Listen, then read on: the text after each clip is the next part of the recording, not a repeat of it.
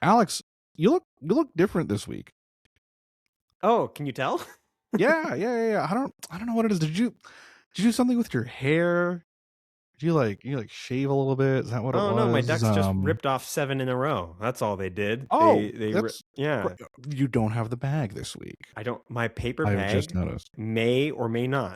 This cannot be proven or disproven. Have saved the Duck season. Just saying. Put it out. They went 7-0. You're welcome, man. Lost last night to Edmonton, but it's we don't okay. talk about that. We don't talk about that. Speaking of Edmonton, okay, insane thing.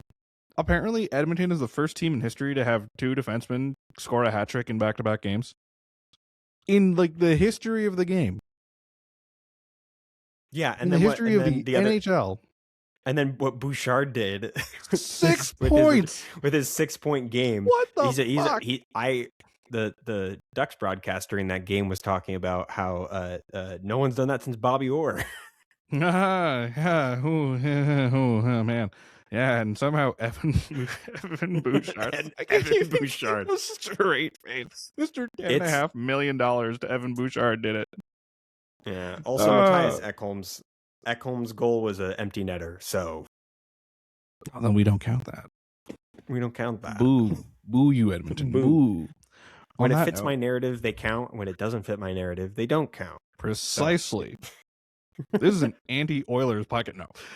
On that note, though, welcome to The Boards. It's a podcast about hockey, and we've got hockey to talk about before the Olympics kick off in a week, 2 weeks. The games kick off in 2 weeks, but the break starts next week, which is crazy that we're almost there. And a lot's happening. We're almost there, and we're still getting roster updates. Oh my god. Leo Carlson is officially missing the Olympics. Sorry, kiddo. Jason Robertson still isn't an Olympian. Jason Robertson still isn't an Olympian, but Jackson Lacombe is. Deserved so.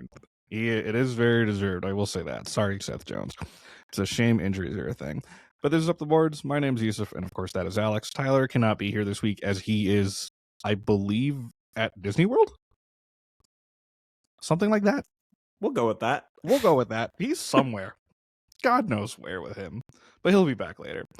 For now, just two of us. And we have, like I said, we have a fair bit to talk about. We've got trade rumors going up. As you know, like I said, the Olympic break is coming, and a lot of media and GMs are looking at this time period between now and I believe it's next Thursday. Actually, it might be sooner than that, as the quote-unquote unofficial trade deadline to get some moves done before rosters freeze up for the Olympic break for the month. We've got just things to talk about regarding teams that are making strange decisions, making great decisions, and who knows what else. But it's going to be pretty trade heavy today. And Alex, I think a great place to start would be the resurgence of the Pittsburgh Penguins. Is that the word to use? I mean, they turned back the clock, baby. Yeah. I can't believe we are sitting here and the Penguins are still good. Yep. They had a little bit of a fall off. A little bit, but they are the eighth. They are the eighth team in the league right now in the standings. Like what powers of belief and mojo? You know what? I feel like it's one of those things where, because everybody was talking about Sidney Crosby getting traded, it fueled the Penguins. Yeah. That and the stupid decisions of some general managers. Well, we'll get to that. We'll get to that. Either way, they have pulled themselves together and are actually playing quite well, and they're also getting contributions from the kids on the team. Yeah. I mean, I'm sure you saw the recent game against Vancouver. One of their young kids had Kendall he's from BC, and he had over 100 people in the boxes wearing his jersey. That's crazy. And then he scored twice. Hell yeah. We love that. I mean, it's all they're so back. They are screaming, "We are so back." We are so back. Sidney Crosby's again going for a point per game pace. Malkin's been good. I saw recently they have now Letang, Crosby, and Malkin have now officially played 1,000 games together. Jesus Christ. That's fucked. Like, not that many players reach 1,000 games in the NHL, no. and those three have played 1,000 games together. Man. Talk about lifers. Like, those are three names that the Penguins are retiring numbers for. Obviously, just Crosby, Malkin, like build them a trio statue.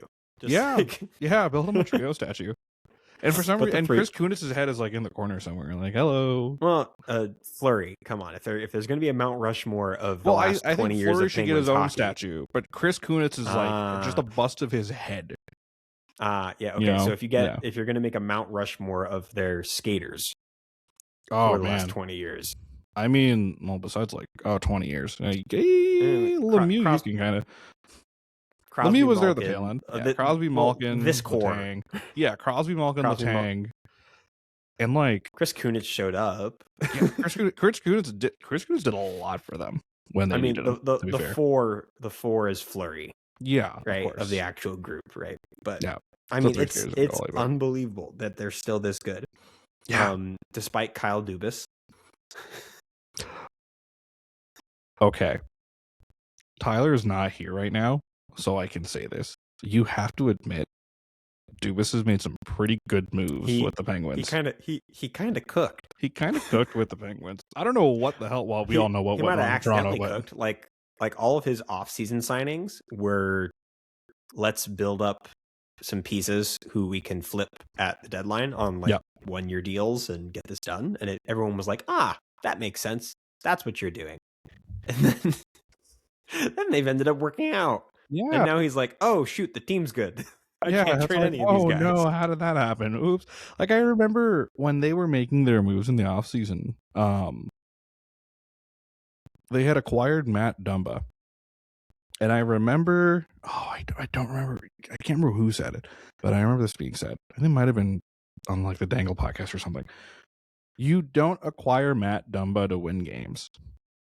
Everyone assumed that the moves that the Penguins were making were for the sole reason of, hey, what's that at the end of the tunnel? Oh, it's Gavin McKenna. We need that kid on this team. But the power of friendship, man.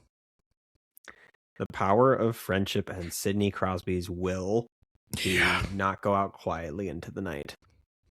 Yeah, pretty much. You know who's kind of also had a resurgence that people aren't really talking about? The Buffalo Sabres? Oh, no. We're still on Pittsburgh. We're still on Pittsburgh. Okay. No. Still on Pittsburgh. Erik Karlsson. He's got 33 points. What? How many of those are goals? Hold on. How many of those are goals? You're not going to believe this.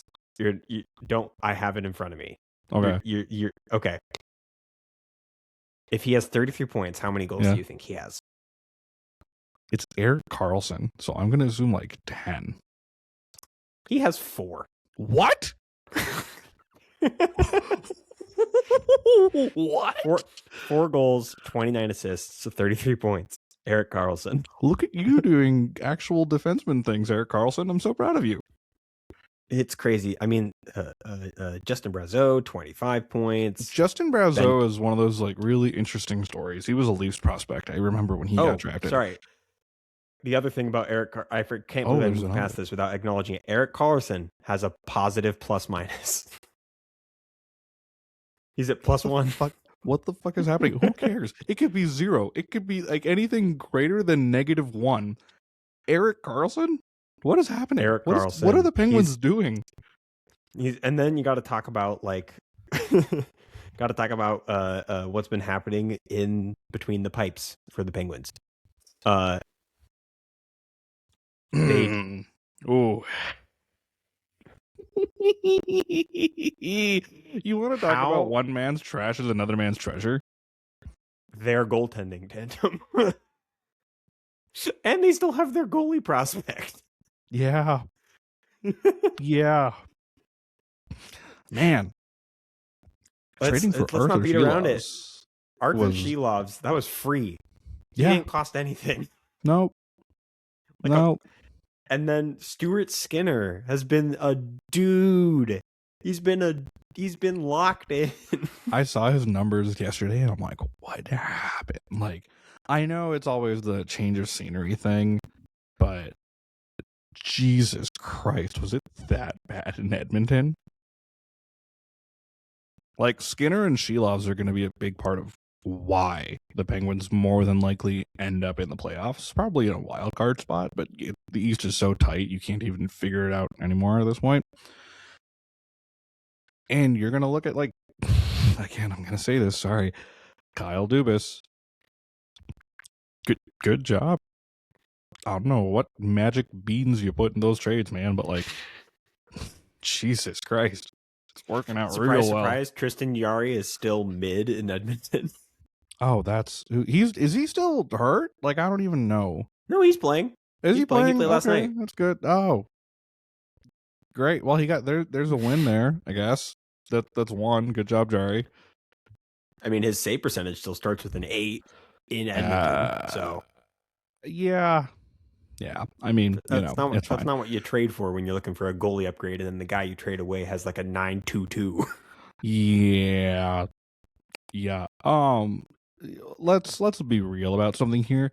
If you are trying to contend for the playoffs, having a good goalie is necessary. We're talking like a guy that can go like average 900, right? If you're trying to contend for a cup, yeah, you kind of need a world beater right now. Obviously, Colorado, as we always talk about, is the exception to the rule. They pulled this off with Darcy Kemper. But Stuart Skinner, despite his flaws, if you will, was never a terrible goalie. The Edmonton Oilers fans just kind of made him out to be one. Like, worse than he, like, the NBA fan base has this thing. I'll get to this. I'll explain this. The NBA fan base does this thing where when they really don't like a player, they start comparing them to like dictators and like terrorist leaders for some reason. For whatever reason. I don't know why. But people are doing that to Stuart Skinner. And I'm like, what did poor Stuart Skinner do? Like, we know he's not an elite goaltender. He still can be a good goaltender. Maybe if you fixed the defense in front of you. Maybe if you didn't have Darnell Nurse on your team, you could do better. Maybe, like, look, I know Evan Bouchard had a great night, but Evan Bouchard has his fair share of flaws as a defenseman.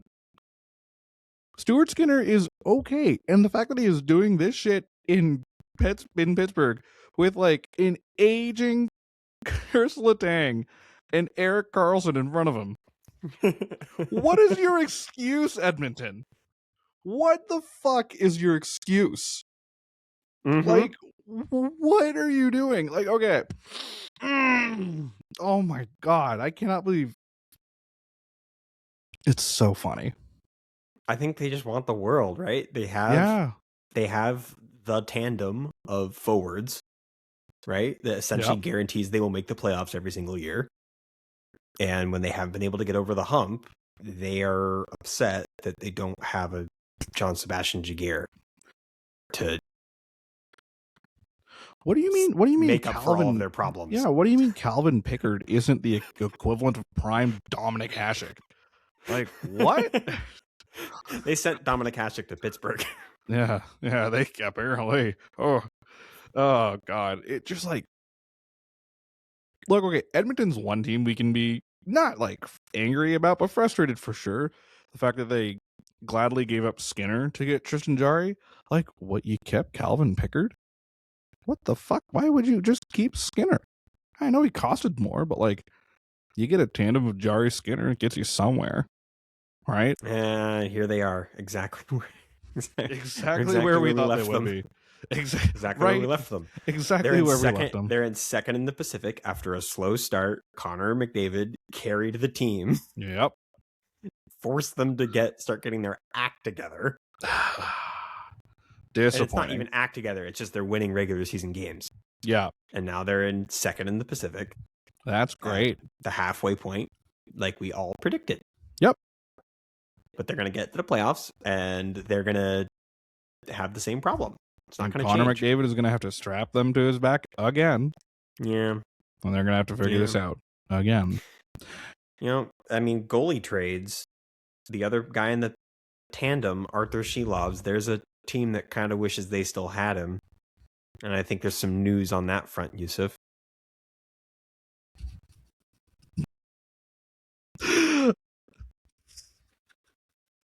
I'm so sorry. I'm giggling about this because there's so. Oh, karma is so real. I have been shook. When I got this news earlier today, I'm not even kidding you. I just started maniacally laughing at work. Like a fucking psycho. My dad was like, "What the hell's wrong with you?" I'm like, hold on, I'll explain. So you're the Vancouver Canucks. You have this young, up-and-coming goaltender in Arthur Shelovs, who just won your AHL team, the Calder Cup, and won MVP. Also, he won you playoff games a few years ago. Like, saved your ass, won you playoff games against, at the time, and still are, the terror known as the Vegas Golden Knights. Arthur Shelovs can say on his resume, he outdueled the fucking Golden Knights. And the Vancouver Canucks looked at that and went, "Oh wow, this kid's really impressive. Yeah, no, he's great in net. He's like, what else could we want? He's young. He probably won't cost too much. We should trade him because Thatcher Demko is our guy." And what happened after they traded him? Thatcher Demko is out for the season as of today. You fucking idiots, Vancouver. Like, we talked about this before on the show. I've talked about this with other friends of mine. I've talked about this with Canucks fans who are friends of mine. Everyone saw this downfall coming for you. What happened a couple years ago when you made that miracle run out of the Pacific, won the division, made the playoffs, and said, "We're here to win." And everyone said, "Hold your horses. You're not going anywhere. Congratulations. You're not going anywhere." Thatcher Demko has not played a full season in, I think, like 3 years. He has played an average of 30 games, maybe less. Started an average of 30 games, maybe less in the last 3 seasons. And management, Patrick Alvin, God bless your soul, I don't know how you aren't fired yet, went, "Yeah, Shelovs is great. He could be the goaltender of the future for someone else. Because we want to keep Demko. We're going to sign him to this much money." And where is Arthur Shelovs now? That's right. He's in Pittsburgh. He's doing great for Pittsburgh, actually. He's going to get him to a playoff spot. They're already in one. Where are you? That's right. You're at the bottom of the barrel. You traded Quinn Hughes. Pedersen's probably next. You gave Brock Besser a stupid amount of money. But at the end of the day, you made this decision, Vancouver. Patrick Alvin, Jim Rutherford. You made the active choice to keep Thatcher Demko, who has a notorious history of being injured, and gave up the kid that won playoff MVP in the AHL. Now, I know a lot of, some people look at that and go, "Well, the Calder Cup doesn't really make a difference." Sure, whatever, right? But look, I follow the AHL every now and then. Go Griffins, by the way. That's the important thing here. The Abbotsford Canucks are dead last in the AHL right now.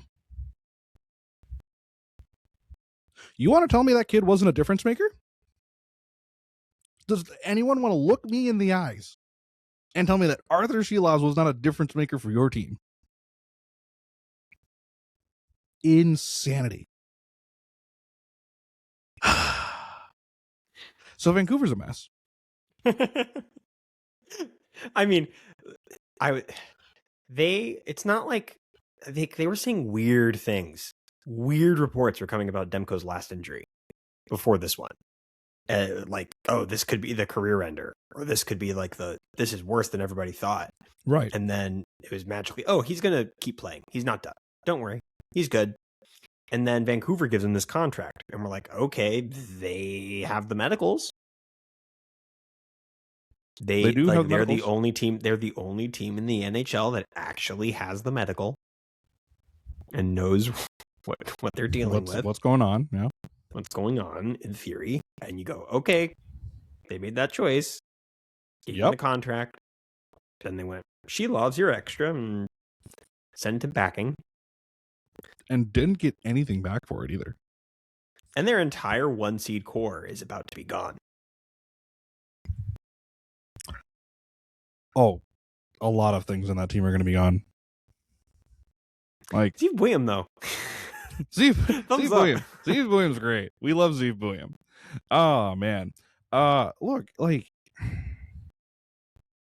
you trusted your front office to rely on an injury-ridden goalie, who, yeah, on a good day can win games. Like a lot of people like to compare Thatcher Demko to John Gibson. Like injured a lot, sure. Can be a stud when he's healthy, sure. But Demko just hasn't really been that like stud in the last few years. Because like he'll play like 6 games, and you go, "Oh yeah, Thatcher Demko's a goalie. That's right." And then he gets hurt again, and you're like, "Whatever happened to Thatcher Demko?" Quinn Hughes is gone, which is still hilarious to think about. That they just traded Quinn Hughes. Like, yeah, they got Steve Williams, great, Marco Rossi, good pick, good out of it, right? Elias Pettersson's beyond gone at this point, right? Like he has to be. Like I don't know what else you do as the Vancouver Canucks, because you can't. Like, winning games isn't going to get you anywhere, other than a lower draft spot. Go get one of these kids in this draft class. Yeah, this is a very good draft class. Go get one of them. See if you can convince somebody to give you another first or a early second for somebody else. Yeah, just trying to collect picks, right? They did like collect some. Yeah, I don't know, collect picks, do what you can, just trade guys. Because Elias Pettersson, I'm not gonna lie, he really isn't looking like the kind of center everyone thought he would be. Maybe he needs a change of pace. Maybe he needs a change of scenery. Who knows? We know, just from seeing how the Canucks are, is you guys need to just burn the bridge down now. You can rebuild it. You just got to burn the damn thing. Just stop retooling. Stop this whole, well, if we had this and, Brock Besser's staying. What do you mean, Brock? You kept Brock Besser? Did you know there's a trade rumor right now that they might be back in on JT Miller? I saw that. And I was like, So, funny story. I was listening to 32 Thoughts. That trade rumor is attributed to Elliot Friedman. Okay. Who on 32 Thoughts was like, I didn't say that. That's not me. Okay, good. Friedman said there was a source that checked in with him and said, "Is this real?" And he went, "What? What? No. Because it's just preposterous. So they're not. Of course. They're not trading for JT Miller. Good. They're not going to be buying. They're going to be selling, and that's it. That's it for them. But I think there are some other things that have happened since we last recorded the pod, and let's talk about. Let's go from Vancouver to one of the classes of the league, whether we like them or we hate them, and boy do we definitely hate them. Vegas has done it again. They did the thing again. Vegas, like we said 2 weeks ago, like I have been saying for years, looks out into the horizon and they go, what is that shiny thing out there? We wanted the shiny thing. And the rest of the NHL goes, no, Vegas, you cannot have the shiny thing. You have too many shiny things. And Vegas goes, well, fuck you. We're Vegas. We are getting the shiny thing. Rasmus Andersson is now a member of the Vegas Golden Knights. He made his debut for the Knights on the Mitch Marner Bowl game last Friday against the Toronto Maple Leafs. And looked, I'm not going to lie, I know a lot of people were kind of shaky about him. He fits in so well with the Vegas style of play. Shocker. Through two games, 2 points. Yeah. Shocker. Wow. Who would have seen that coming? I mean, like, the infuriating thing is last time we recorded, we talked about how this Vegas team might be the worst Vegas team we've seen in like the last, in their existence. Really. Yeah. And that's crazy considering there was a Vegas team that didn't make the playoffs. Yep, there was. Yep. And this team really misses Pietrangelo. Yeah, very much so. really does. And so bringing in a competent two-way defenseman who's honestly in the upper echelon of two-way defensemen. I mean, it's perfect. It fills it fills a hole perfectly. He's such a good fit. They have yet to figure out anything on an extension, meaning that this more than likely will be a rental for them. That doesn't matter to Vegas. It doesn't matter, though. Yeah, exactly. It doesn't matter. They're going to see how it plays out, and they will make their decision when it's time to make their decision. They will cast aside someone if they have to make room, or he's going to take a friendly deal and hang out in Vegas because he's going to love it so much. Apparently, they do have the cap space to make an extension work if they want to. Yeah, which is a weird sentence to say, knowing Vegas. Knowing Vegas. Knowing Vegas. They can do what they want. I mean, the biggest thing that they need to solve is goalie. And there aren't goalies to be had out there. Not really. So I don't know if they're going to be able to fix that. No. They're going to really have to work on their scheme if I think they want to fix the problem they have this year. But either way, big trade. Big. Also, big trade. Insane thing that Vegas got Noah Hannafin. 2 years ago? Was it 2 seasons ago? And then apparently they've been wanting Anderson for years. And they said, finally, he's ours. They have Calgary's first pair just as theirs now. That's nice. Yep. That's great. Good for you, they just Vegas. Said, yoink. Yep. The other crazy thing about this trade that is just so Vegas of them, I'm pulling up my notes here so I get this right. Vegas swooped in, right? They literally swooped in. He was going to Boston. Yep. He was basically. I was ready for the Rasmus Anderson to Boston trade announced. And then Vegas just went, yoink. It's like, where did you come from? Boston put Mason Lohrei, a 2027 first, and maybe more on the table. It was all dependent on an extension, or they were out. The offer at the table to Anderson was 7/9. Didn't agree to that, so couldn't get the extension done. Then that opened up more business for more teams, and Vegas swooped in and took it without an extension.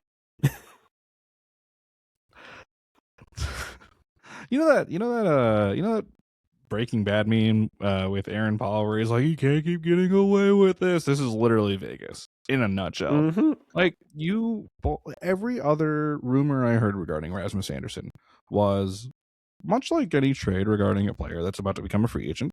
They will, tender the trade if there's an extension agreed to. Mikko Rantanen was a really good example. Mitch Marner, great recent example. Matthew Tkachuk, if we remember a few years back.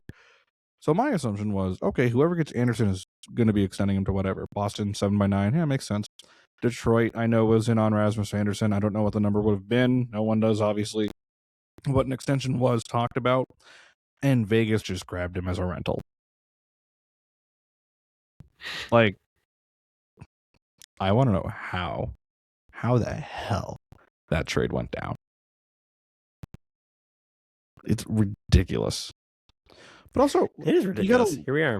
Here we are. But also, you got to look at the trade package that was involved to get Rasmus Anderson. It's 2 firsts, I believe. It's a first and a conditional first next, or a conditional second that could be a first if they win the cup. Vegas doesn't need a first round pick. No, they never needed a first round pick. They've traded never needed one of their first round picks. They drafted Nick Suzuki. Yes, they did, and then traded him to get Max Pacioretty. Vegas, it's the Vegas way, baby. It's the Vegas way. Well, speaking of, I mentioned it earlier, but I think now we're ready to transition to this. Okay. Speaking of Vegas's one weak point is goalie. I don't think this is possible, but boy, would I hate it. There are Jesper Wallstedt rumors going around right now. If the Vegas Golden Knights, and I have a theory that they listen to every podcast out there, even the small ones like us that have like 2 listeners, maybe. But I have a theory that Vegas has people listening to everything said about them. I can't even speak properly right now because this thought is just asinine. If the Vegas Golden Knights somehow find a way to get Jesper Wallstedt, I'm done. Give them the cup. I'm tired of this shit. That might be the only thing that could beat Colorado. Right? That might be the only threat Colorado has in these playoffs. Like, and the Dallas Stars exist. The Minnesota Wild exist. Well, okay, maybe not Minnesota, but the Dallas Stars exist. And like Mikko Rantanen exists, who gains like super strength playing against Colorado now. And I seriously think that if Jesper Wallstedt goes to Vegas somehow, I'm like frantically looking at my phone now, like, just in case it happens. Just in case, has it happened already? Okay, so like some people have already like talked about this a little bit, and I might make this mistake again. I don't think it's possible, just because of what Minnesota is reportedly looking for.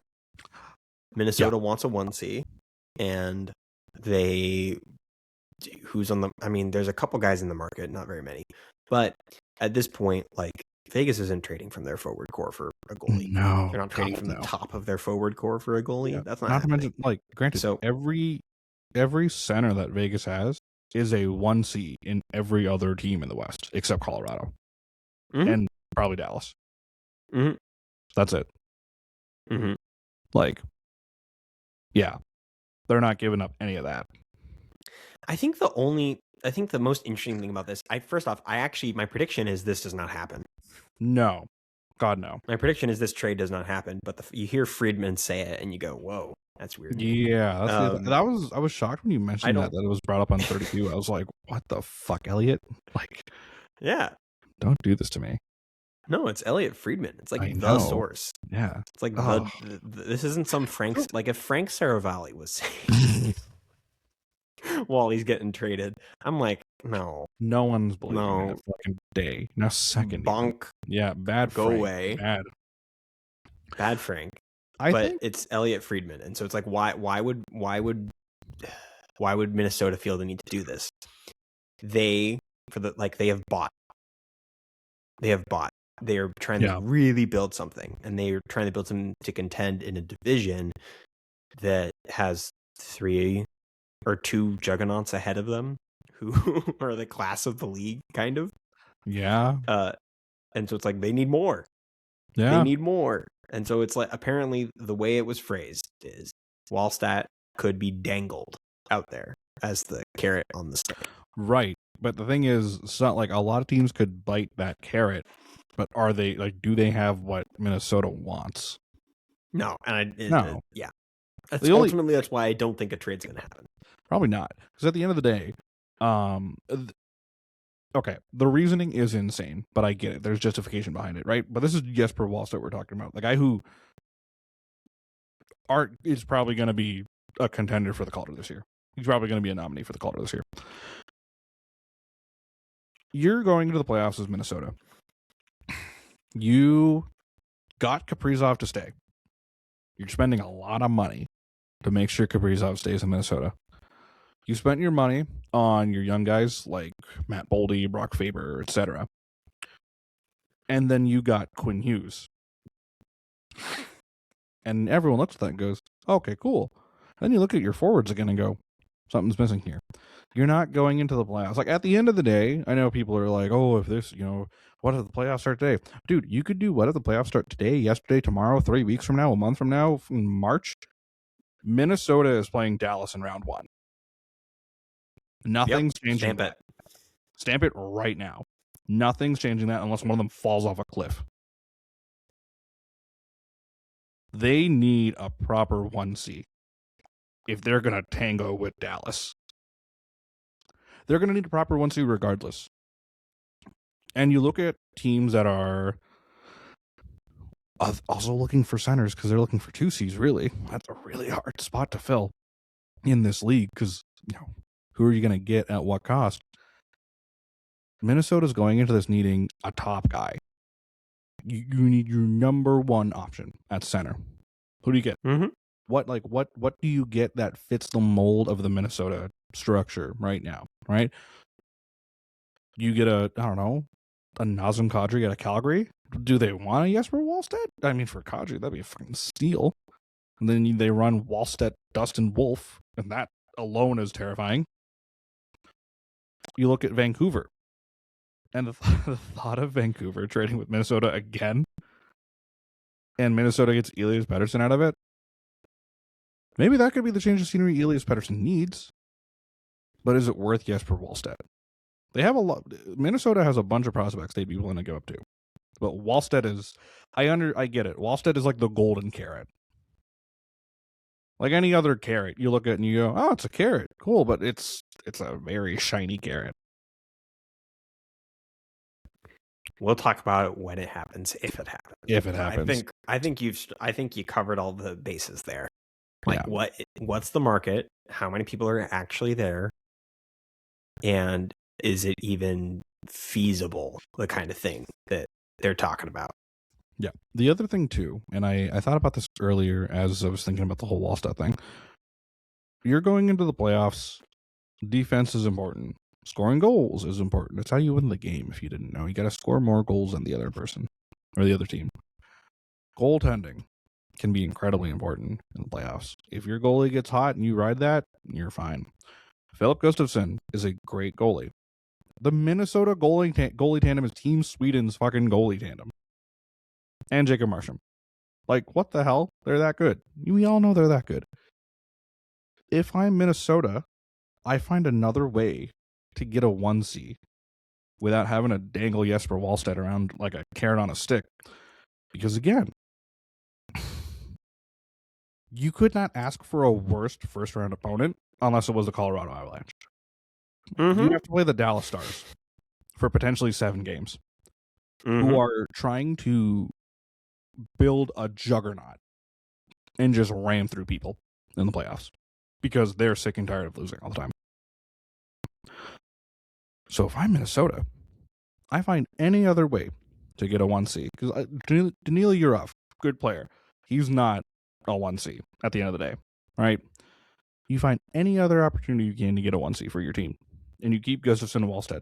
Because in the event one of them gets shelled, you pray to God the other comes through. And they might. They just might because it's that good.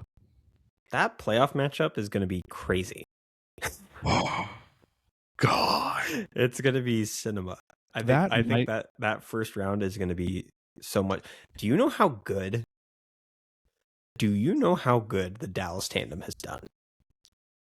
Who's their backup again? Casey DeSmith. Oh, he's been lights out, apparently. Casey DeSmith, in 19 games played, has 10 wins. He's got a .913 save percentage with a .239 GAA.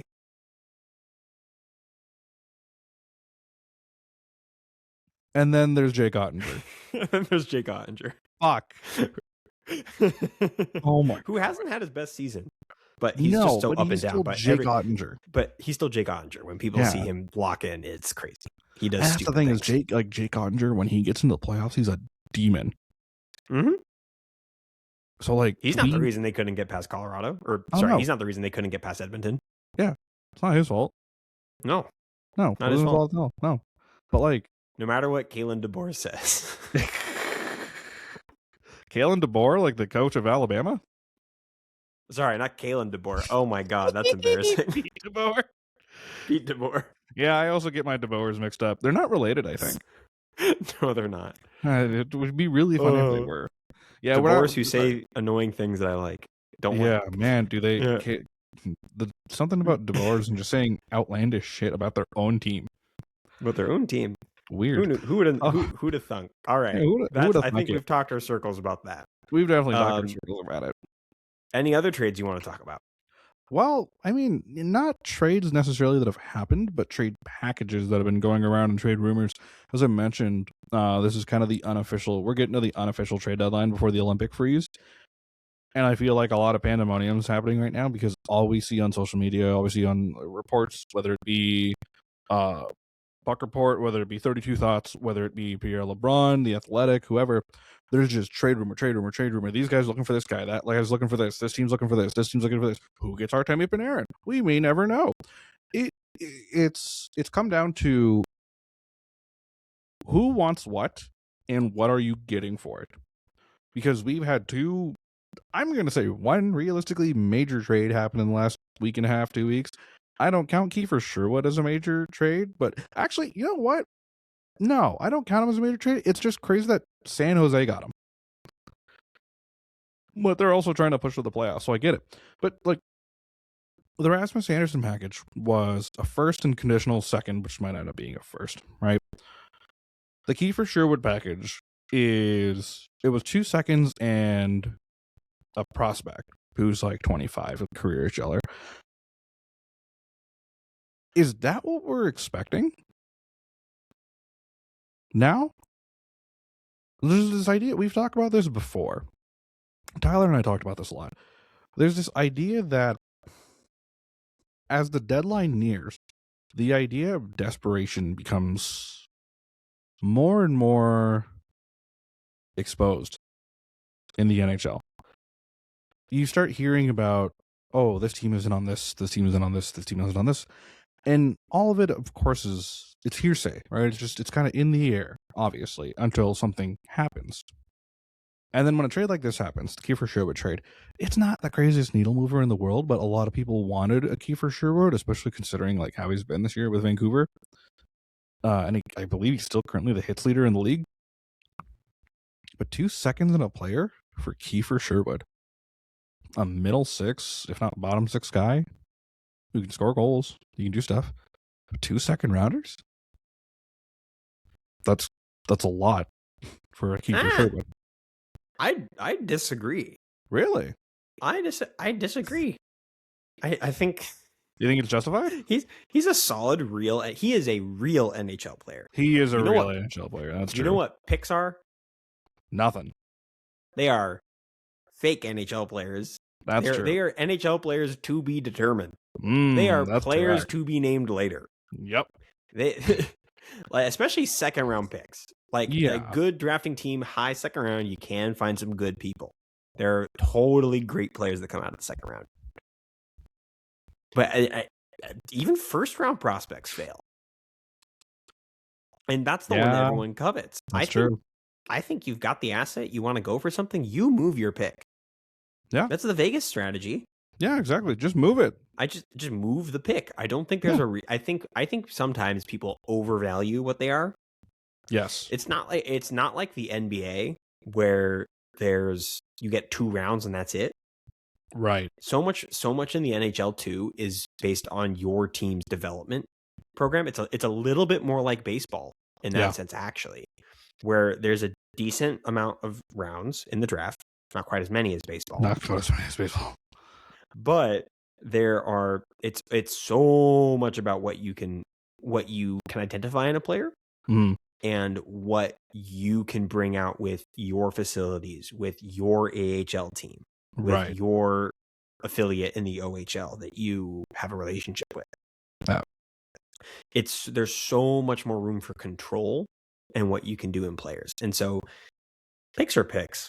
Yeah. Like when you're tanking, you want them as high value and as many of them as you possibly can. And when you are building a team and buying, they're not going to hurt you. No, they're not. Not having your first will do a little bit more for you than not having your second or your third or your fourth round pick. No, of course. They're flyers. Yeah. It's nothing. To me, it's like, just spend them. Yeah, spend if you need it. I mean, so to me, it's like, I like that package. I like it. I like that a lot for the Sharks. I think that Sherwood's game needs a team. He needs to be in the right situation, a team that will benefit from having him and his aggressive style of play in the lineup. Perfect for the Sharks. Perfect. Yeah. Buy low, get in, do it, push. You've got your mega star. Build the supporting cast. Yeah, pretty much. Fair. I think the thing at the end of the day is a lot of teams are very not hesitant to want to move a first round, even if they're contenders. So it's like, why? You have the first round, just move the fucking pick. Like, look at Edmonton. Sorry, bud. Your 30th overall pick is not. Yeah, it's not gonna do much for you. I don't know how to tell you that. Like, oh, we need the first rounder for what? Who are you gonna pick with that? So you can move down with it later. Yeah, like, what are you doing? Stop that! Boo, bad. Like, people talk about the Vegas trade, the Rasmus Anderson trade, right? One of the condition for that second rounder is that it becomes a first if Vegas wins the cup. And everyone's going, oh, but it could be a first. It's going to be 32nd overall. Yeah, that's a defined pick too. Yeah, that's a defined, like, that is a wait, no, isn't it? stone. It's not next year's. It's like 2028 or yeah, something. It's 2028, which is I don't know how that would work. I think it's if they win the cup this year. It is. So the condition, I believe, is they have. So it wouldn't be 32nd, but it's going to be like it's not going to be higher than 20. Yeah. Like, what do you? Vegas is going to be fine in 2028. Yeah, exactly. Like if you, I always wonder about this with teams when they trade off their first rounder, thinking, oh yeah, what's the worst that could happen? Like Vegas doesn't have to worry about that ever. They're always good. So when people go, oh, Vegas traded their first rounder, they're the idiot. No, the team that traded for the first rounder is the idiot. Yes, it's a first rounder. It's not going to do you any good because every Vegas pick has been anywhere between 20 and 32. Unless you're fire selling and it doesn't matter where the pick is from and you're just going to collect a bunch of picks. Yep. Don't bother. Yeah. Just like, if you're going to give them up. And to that point, the big name going around right now that Kiefer Sherwood's off the board, which is hilarious to say out loud. I do love Kiefer Sherwood as a player. Is Artemi Panarin. The Rangers have made it clear that they will not be extending his contract after this season. And that basically means that he is more than likely going to be traded, if not by the end of this week, at the deadline, the actual deadline. What does that look like? Trade-wise? Well, I mean, location, I think, is the biggest factor. Yeah. And Artemi gets to pick. That's right. He does get to pick. He's got his no trade clause. Well, so he's going to get to decide. Yeah. He's going to get to decide where he ends up. Now, Drury still gets to negotiate the return. And from what I've been hearing, they are weighing heavily the comparable deal that people have been talking about. And by people, I mean my number one source, Elliot Friedman, have been talking about how the Brock Nelson trade last year seems to be the comparable. Now, Brock Nelson was traded for Callum Ritchie, a conditional first and a third. Callum Ritchie was a very highly touted prospect at the time of the trade in the ads system. So you've got a prospect, high-level prospect, and a first-round pick. And then I'm sure the extra pieces on the end are going to change and depend on the team and what they're going to offer. But you're talking a first-round pick and a notable prospect for Artemi Panarin, which really begs the question where the fit is and what he wants to do. Yeah. Because if realistically with Artemi Panarin, do you call it early? And what team is doing that without an extension? That's the other thing too, is an extension will need to be done. Because I don't know how you justify. Well, I mean, look, Artemi Panarin's still a good player. He's still a great player. He's Artemi freaking Panarin, for God's sakes. If you get Artemi Panarin as a rental, get a cup out of it, sure. I understand it. But you want to kind of keep in Artemi Panarin for a little bit. You know? It's so funny. As we're talking about this more, I'm like, what if he goes to Minnesota? I was like, wait, no, they already have the Quinn Hughes thing to deal with. Now, granted, they still have another year of Quinn, though. But, like, man. Let's not turn this into a Minnesota cap debate. Yeah, they've already made they that. They have Mr. 17 million AAV over there. Oh, yeah, they do. I don't know. You are. The point does stand is that this is going to be dependent on where Artemi wants to go, right? I think a lot of people are looking at Artemi Panarin getting moved, and immediately everyone goes, "He's going to be a Panther, isn't he? They're going to find a way to make him a Panther." Probably not, because even the Panthers are cap strapped. The Lightning are cap strapped, right? Like, There are ways I they mean, can pull this off, but yeah, they could just say, sorry, Sasha Barkov, you're not going to come back. they could just say that. Get his That's cap true. space back. Get all that money back for could do that. Although Sasha Barkov was seen on the ice. He was seen on the ice recently. So fuck, was he really? Yeah. Shit. Oh no. Oh god, no. That is. Dangle had brought this up on the podcast.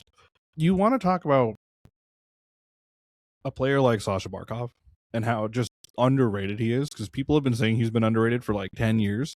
And you go, how can someone be underrated for 10 fucking years? He's won like what, a couple Selkies at this point? Like, what do you mean he's underrated? And then you see the fall off that the Panthers have had in his absence, and you go, oh, I get it now. Even if they got Artemi Panarin, they're not filling the Sasha Barkov spot with an Artemi Panarin. No. Right? So, that's the thing. And let's be honest. Panarin saying he'd consider Florida is like saying, yeah, I'd go be a wide receiver for Tom Brady and the Patriots. Yeah, I'd go be a Dodger. Yeah. Yeah. I'll go be the backup catcher for the Dodgers. I'll go hang out over there. Yeah, I'll go come on, dude. Like, bro, really? Like, really, come dude? on. Let's not do this. Please. Like, it's that's the most, like, I can't blame him for saying that. No, but it's not also at all. like, that's why you say it. Like, it's yeah, not exactly. There's nothing. It's really interesting that a favorite hasn't really emerged yet either. We've got this pretty wide open field of a fair amount of decent teams that are interested in it. And the question comes down to, like, who wants the extension that makes him the happiest? Who gives Drury the package that the Rangers want? Happy that the Rangers want. It's a little more interesting because they made their I have heard Colorado. I have seen Colorado is on his list. So what it's the like, fuck would they trade at this point? They have like nothing to give up. Brock Nelson. I just said earlier, it's the comparable. Brock Nelson for Artemi Panarin. The trade is 1-for-1. Done. Close the book. Yeah, close the book. It's over. That'd be ridiculous. Oh god. Going in hand with the Rangers, they did make their statement again that they're retooling, which the fact that they've done it twice is incredible. But because they've made it clear that they're retooling and not going for a full rebuild, they're probably wanting a lot back for an Artemi Panarin. Like, I'm like, okay, we talk about egregious trade like ideas and trade rumors. I forgot who this was, but someone today on Twitter I was talking to said, okay, hypothetical. Alexis Lafreniere goes to Detroit, and in return, it's a first rounder like Marco Casper and like something else. I think it was Sebastian Cossa. And I'm like, where the fuck did we go from? Like, I know he was a first overall pick, but like, bro, Alexis Lafreniere sucks. He's not worth a first rounder. And that's 3 first rounders if you think about it. Like, what are we doing here? I just thought of an extremely crazy idea. Okay. And it's going to be very off-brand for me. Ooh, I like it. What if he's a mammoth? What if the package is Tige and a pick to the Mammoth, who are quickly falling behind in the division of murderers? The division of murderers, yeah. No, like, sit on that for a second. I don't hate it. He's a highly touted prospect who people can convince themselves on. People are clamoring for someone like Tige Ginla. Especially after his performance at the juniors. Mm-hmm. Still raw. Oh, Still stuff to develop. Nope. Name brand. That's marketable as heck. Oh, big. Does Utah really need it? I mean, you look at where Utah is right now. Depth is depth. Depth is depth. Depth is depth. But Utah's trying to make the playoffs. They are. At the end of the day. They're not always trying to get another first rounder. They're kind of known to be an aggressive front office since they Yeah, have but it's new just a ownership. little. Yep. Like, So I don't know. That could be fun. I mean, if you want to talk about aggressive trades, Tej Ginla. It also, I know timelines are a big thing for some general managers. Like, what timeline do they have for a rebuild? What timeline do they have for a retooled player? And the thing is, player development is so wishy-washy. They could be ready in a year. They could be ready in 2, 3. It might take 4. It depends. They want to get their ELCs signed out of the way. They want to make sure they still have the rights to those players that they draft, right? Things like that. TJ Ginla would be so interesting going to the Rangers. Because he's still, like, he's young, right? Are the Rangers willing to wait another year? I For think him to for come up? someone of Tej's caliber, they would consider Oh, it. absolutely, yeah. Of course. I mean, even like, look at Montreal. Montreal has the whole thing going around of like, they need a 2C, and then they're complete. Michael Hage is one of their prospects, and Michael Hage is a fucking animal of a player. I love watching him play. Michael Hage, trade him to, trade him to the Rangers. I'm sure the Rangers would love a Michael Hage. Do the Canadians need a winger? No. So we're not Panarin, but that's the thing is, when the package is that nice, it's worth going for, right? Yeah, And like I a mean, TJ and they could Ginla, like, now I'm thinking about him going to Utah. They could do the extension. Utah Yep. could do the extension. They They have the could money. probably pay a little bit more than some people. Yep. I think it's about selling Artemi on this is the spot It is. to come be. It's about because they're gonna want to lock up Artemi for like 4 years because he's probably done after his next contract. Mm-hmm. So, things to think about. Utah. We'll see how they develop. I cannot believe you said that. I know. I'm so sad Tyler isn't here to witness this as well. I'm thinking He'll never know. He'll never know unless we tell him or he listens to the podcast while he's in somewhere. Anyway, I mean, yeah, like if you want to like teach in a first or teach in a second, They're going to need a first. They're going to ask for a first out of it. Yeah, they're going to ask for a first. At the end of the day, like again, aggressive front office in Utah, they're not going to want their first. Like I look at San Jose, I believe they still have their first round pick. And if they keep it, fine. I think they still do need like a proper like number 1 defenseman. So and they can find something like that in this draft class. There's a lot of them. But if they're willing to trade it for, I don't know, Pavel Mintyukov. No. Oh, never mind. Well, Braden Schneider over in the Rangers, like he might be available, right? Yeah, that could be your answer. It goes back to the conversation of earlier, right? Like if the opportunity is there, just fucking do it. Just do it. Is it ridiculous? It might be. It might be a little ridiculous, and that's fine. That's okay. Just do the damn trade. Let's be honest. In the NHL, no one has hamstrung themselves by trading away their picks to the degree of like an NBA team trading away their picks. Oh, shout out the LA Clippers. Hey, they're winning now. I know. My point being that in the NHL, you hamstring yourself with bad contract management. Yeah. At Minnesota. Yes, specifically Minnesota. No, specifically Minnesota. They I know. Yeah. Like they. Everyone knows. Minnesota even knows. Yeah. So it's like you're not gonna burn your franchise by not having a pick. Yeah. In one class, and people trade down all the time. Yeah. I think. Yeah. Because at the end of the day, to reiterate this point, this is how I think we're gonna tail things off at the end of this for the pod. At the end of the day, draft picks are magic beans. They could be good. They might not be good. You trade away, what's a really good example?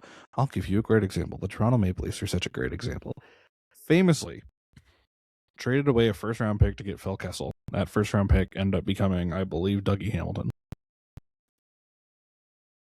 Oh, we could have had Dougie Hamilton. Okay, would Dougie Hamilton have been as good as he was as a Leaf back then? Maybe not. The Maple Leafs famously traded away a first rounder like a year prior to that draft because they thought they were going to make a run, end up falling off a cliff, and the New Jersey Devils got a high draft pick, and that ended up becoming Scott Niedermayer. Why are they both offensive, like legendary defensemen? Weird. But my point being is, I still hear Leafs fans every now and then go, "Oh, well, we could have had Scott Niedermayer." Right, but would he still have been the Scott Niedermayer of legend if he started as a Leaf? Look, like the Red Wings are a victim of this, right? We could have had Quinn Hughes in 2018. Could have. Would he have evolved into the Quinn Hughes that he is today in the Red Wings system? Probably not back then. Andrei Vasilevsky, same thing. Like, everything's a hypothetical until we see them develop. What's to say that this player going to this team is going to develop worse or better, rather, if he was on a different team, or the team that like originally had that pick? The Bruins have the Leafs' first-round pick this year. And I know people are going to go crazy and go insane. It's probably going to be like 13th overall. That's my bet. Someone's going to go, "Oh, that player could have been so good on the Leafs." How do we know that? How do we know that? The Leafs didn't know that. That's why they traded it. To get Brandon Carlo. Like, teams are going to trade these picks. Mm-hmm. Because we don't automatically know. Like, the NBA is notorious for trading picks like 10 years ahead. Sorry, my mic clipped. 10 fucking years ahead of time. Middle schoolers, get out of here. Yeah, they're like, "Oh man, that one middle schooler is gonna be a fucking bum." Like, what are we doing here? But Nikola Jokic was a second-round pick drafted during the Taco Bell commercial. Second-round pick and during Taco Bell commercial. We know Nikola Jokic was a second-round pick. Everyone knows that, including Nikola Jokic.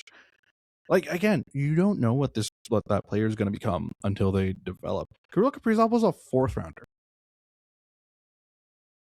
Okay, did anyone think Minnesota struck gold getting Kirill Kaprizov? No. It's all about system, fit, coach, timing. Yeah. Like, there's so Timing, many factors especially. that it's random. Yeah. It can be so random. Like, even, the tank for Gavin McKenna, or whoever ends up first overall. It could be Ivar Stenberg, it could be Keaton Vierhoff. But the tank for the first overall pick is so lackluster this season. Because at the end of the day, teams want to, potentially get one of those guys to be great. But then you think about it, you go, with this kid, can we build around this? Is it going to work around us? Maybe not. You'll try. But you as a team have to understand what you're doing, right? Like, recent example, and we're gonna finish this off here. Recent example, Matthew Schaefer. Islanders knew they had the first overall pick. They won it in the lottery. Congratulations, Islanders. Everyone goes, "Oh, Islanders, what the hell?" They trade Noah Dobson because they knew they were getting Matthew Schaefer. It's a calculated risk they took. Mm-hmm. Everyone knew that. Because what if he doesn't start in the NHL for immediately after he gets drafted? Right? What if it takes time for him to develop? What if he isn't this stud defenseman that the Islanders hope for him to be? The Islanders say, "That's okay, we're taking that risk." Because that's all a draft pick is. It's a risk. Whether you're drafting first overall, second, third, fourth, fifth, sixth, seventh, eighth, ninth, onward and onward until the end of the draft. Every single pick is a calculated risk. Sometimes uncalculated. Sometimes you just gotta throw fucking darts. But if you're willing to take the risk and go, "We don't need them," trade the pick. Mm-hmm. If you're trying to contend, what are you doing with draft picks? Mic drop. Mic You drop. know, I just want to add on Beckett Seneca. Like Beckett people, Seneca. I myself laughed I in still shock. listen to that clip I every now and wanted then of us I watching the wanted draft. I wanted Lev Shinov. I was like, they're gonna take Lev Shinov. It's gonna be great. And then Beckett Seneca. Look, But now look at him and look at the kid. well, I mean, like, look at like Detroit's got a great example too. Moritz Seider, 6th overall, 2019. Myself Jackson included. Lacombe is a second round pick. He was a 2nd-round pick. Jackson Lacombe is 39th overall. Oh, I don't know that. For some reason, I thought he was a 1st-rounder. But First Moritz pair D Seider, man. yeah, love that. Incredible. So, God, love Jackson Lacombe. Moritz Seider was a 6th overall pick. 2019 was Yzerman's first draft as GM. I still remember watching the draft. He made that pick, and I go, "What the fuck is he doing? Who is this kid?" And then he won the Calder, and he turned out to be pretty good. He might win a Norris. I'm not complaining now. But at the time, yeah, fuck. Why? Who is this? All this to say, today's pod has been about pretty much trades. The good side, the bad side of a trade, and utilizing draft picks. Whether it be to actually use them in the draft or to trade them. Because at the end of the day, realistically speaking, you could trade all the players you want, but because the draft picks have so much unknown factor to them, they become that much more valuable to a different team and that much more invaluable to you. If you're trying to win, Edmonton, just give up the pick. You don't need it. If you're trying to rebuild, Vancouver, Calgary, I guess not Buffalo anymore, just accumulate whatever you can. Make sure your farm system is proper and clean and pristine, and that you can develop players well. And everything is okay. But until next time, this has been Up the Boards. When we are next back, it will be the Olympic break. What will we have to talk about? Who knows? We might be talking about more trades. Tyler will be here, that's for sure. We might be talking about the potential of a Canada-USA medal game, even though the tournament will just be starting around that time. Or the sneaky checks with Lucas Dostal leading them to the gold medal game. Yeah. If you are going to be watching the Olympics, which you should, by the way, this year's men's ice hockey tournament is going to be electric. Mm-hmm. Canada and USA are favorites. Watch out for the Swedes. They kind of hurt, though. The Finns look real good. The Czechs are kind of dangerous. Czechs are sneaky this year. So make sure you're watching the Olympics. It's going to be a great time. Great. And we'll be talking about it more than likely in 2 weeks. But like I said, until then, this has been the Up the Boards podcast. You can find us here on YouTube. You'll find us on Spotify eventually. We're getting, by the time we do the Olympic break and by the time we get back, we will have a logo. We'll be a little more organized, a little more classy as we go. I'm Yusuf, and that, of course, is Alex. Tyler's not here, obviously, so he'll say bye in spirit. We will see you soon.